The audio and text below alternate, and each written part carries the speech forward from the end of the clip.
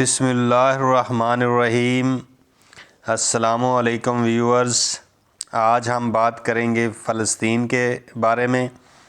فلسطین آج کا نہیں بلکہ پچھلے 3000 سال پر اس پر قبضہ کرنے کی لڑائی چل رہی ہے۔ ناظرین، بنی اسرائیل حضرت موسیٰ علیہ السلام کی قوم کو کہا جاتا ہے۔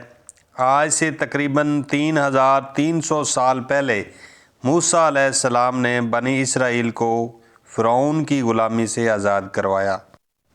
فرعون مصر کا بادشاہ تھا جو انتہائی ظالم، سنگ دل، بدکار بادشاہ تھا، جس کو اللہ تعالیٰ نے غرق کر کے پوری انسانیت کے لیے عبرت کا نشان بنا دیا۔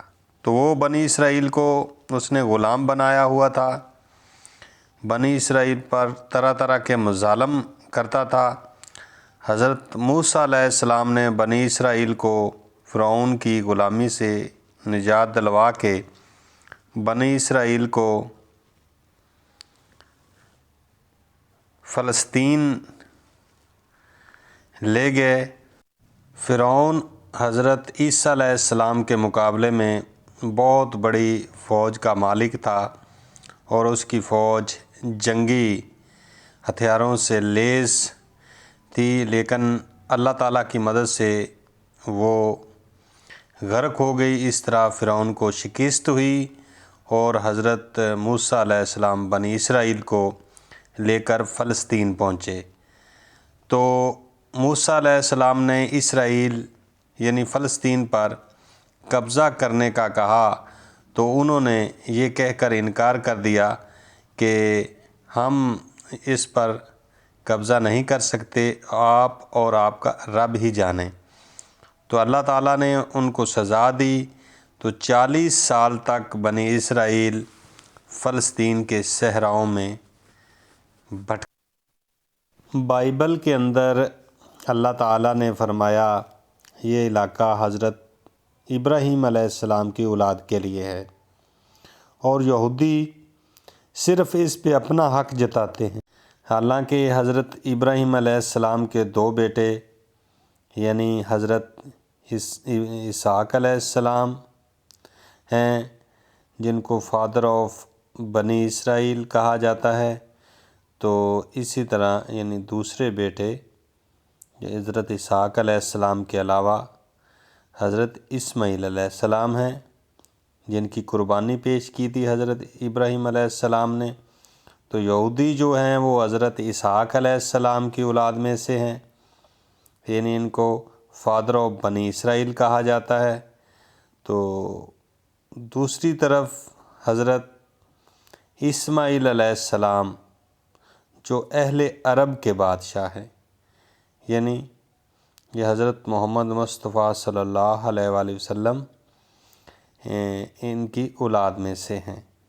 تو اسی طرح جب داؤد علیہ السلام نے دوبارہ فلسطین کو آزاد کروایا، اور حضرت داؤد علیہ السلام کے بعد حضرت سلیمان علیہ السلام نے بھی فلسطین پر حکومت کی، تو اسی طرح یعنی 400 سال حکومت کی، اور حضرت سلیمان علیہ السلام نے جس جگہ پہ آج مسجد اقصی ہے وہاں ٹیمپل تعمیر کروایا، اور اسی طرح یعنی 400 سال یہودی اس جگہ پہ قابض رہے۔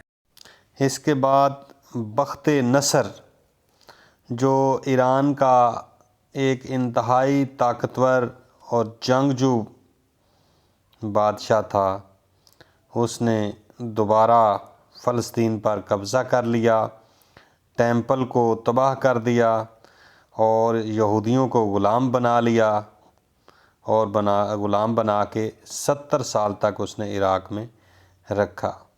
اور پھر پرشین امپائر سے سائرس دی گریٹ، جسے ہم ذوالقرنین کے نام سے یاد کرتے ہیں، اس نے عراق پر قبضہ کیا اور یہودیوں کو آزاد کروایا، ان کو فنڈز بھی دیا ٹیمپل تعمیر کرنے کے لیے۔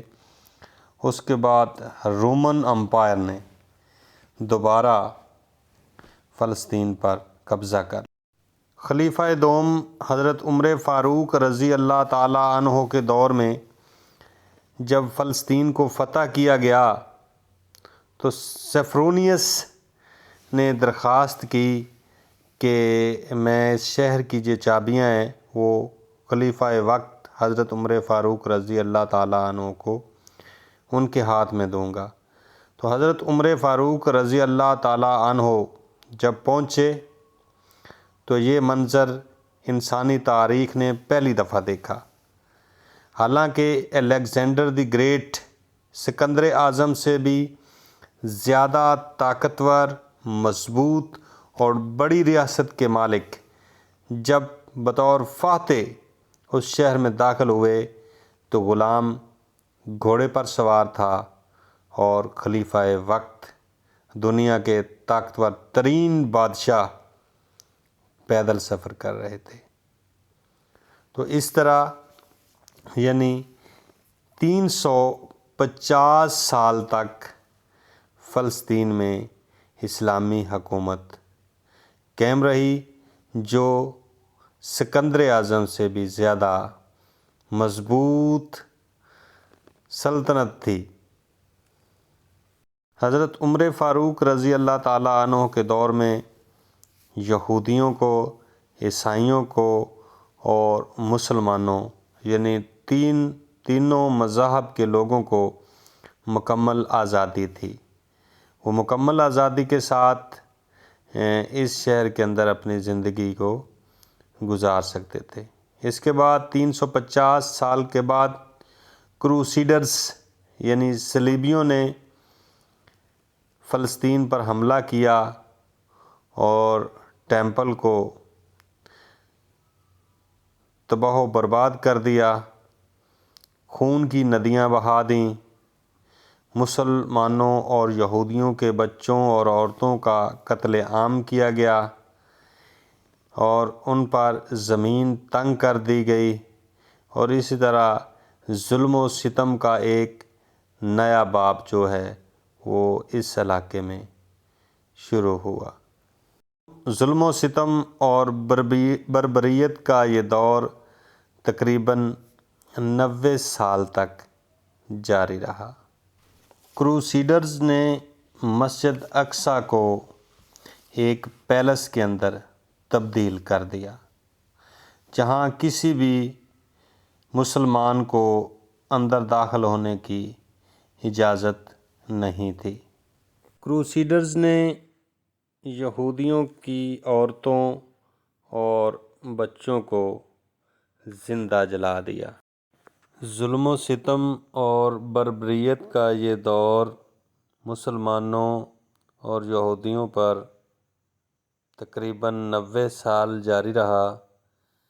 90 سال گزرنے کے بعد اللہ تعالیٰ نے ایک ایسا سپہ سالار، ایک ایسا مرد مجاہد جسے تاریخ کے اندر صلاح الدین ایوبی کہا جاتا ہے، وہ بھیجا۔ صلاح الدین ایوبی نے جب فلسطین کو فتح کیا تو حضرت عمر فاروق رضی اللہ تعالی عنہ کی طرح تمام محکوم اقوام کو معاف کر دیا۔ پھر ایک دفعہ فلسطین کے اندر تینوں مذاہب کے لیے مذہبی رواداری کا دورہ ہوا۔ تینوں اقوام کو یہاں امن سے رہنے کی اجازت دے دی گئی۔ مذہبی رواداری اور امن کا یہ دور اس خطے میں تقریباً 800 سال تک جاری رہا، اور 800 سال گزرنے کے بعد دور شروع ہوتا ہے ورلڈ وار 1 کا، جس نے اس خطے کا پورا سینیریو ایک دفعہ پھر چینج کر دیا۔ ورلڈ وار 1 میں برٹش آرمی کے ساتھ اس دفعہ جیوز بھی عثمانی امپائر کے خلاف برابر کے شریک تھے، حتیٰ کہ برٹش آرمی کے ساتھ ساتھ مسلمانوں کے اندر بہت سارے کریکٹرز ایسے بھی تھے، جیسا کہ سعودی عرب کے آل سعود، یہ بھی عثمانی امپائر کے ختم ہونے کے لیے برٹش آرمی کا ساتھ دے رہے تھے۔ چونکہ اس وقت یہودی پوری دنیا میں medical, business, banking, technology, education, science اور بزنس میں پوری دنیا میں رول کر رہے ہیں۔ یہودیوں نے پیسے کے بل بوتے پہ سلطان عبد الحمید کو بھی خریدنے کی کوشش کی، لیکن وہ اس میں ناکام رہے۔ ایک سیکرٹ پلان کے تحت یہودیوں نے اس کے بعد فلسطین سے زمینیں خریدیں اور یہودیوں کی اس طرح آباد کاری شروع ہو گئی اور اس خطے میں بد امنی کا نیا دور شروع ہوا۔ خطے میں بد امنی روکنے کے لیے UN نے ایک پلان دیا کہ فلسطین کا علاقہ وہ مسلمانوں کو دے دیا جائے، اسرائیل جیوز کے پاس رہے گا اور یروشلم میں UN کی افواج قابض رہے گی، اور اس طرح دونوں اقوام آزادی سے رہ سکیں گی۔ لیکن مسلمانوں نے سیریا، ایجپٹ اور جارڈن تینوں نے اسرائیل پر حملہ کر دیا، لیکن بدقسمتی سے عرب ممالک یہ جنگ ہار گئے اور اس طرح یہاں یہودیوں کی آباد کاری وسیع پیمانے پر شروع ہو گئی۔ اس کے بعد تقریباً 1967 میں پھر جارڈن، ایجپٹ اور سیریا نے فلسطین پر اٹیک کیا، لیکن یہ کوشش بھی بدقسمتی سے ناکام ہو گئی۔ اس طرح اب یہ خطہ اسرائیل کے قبضے میں ہے۔ For more subscribe my channel.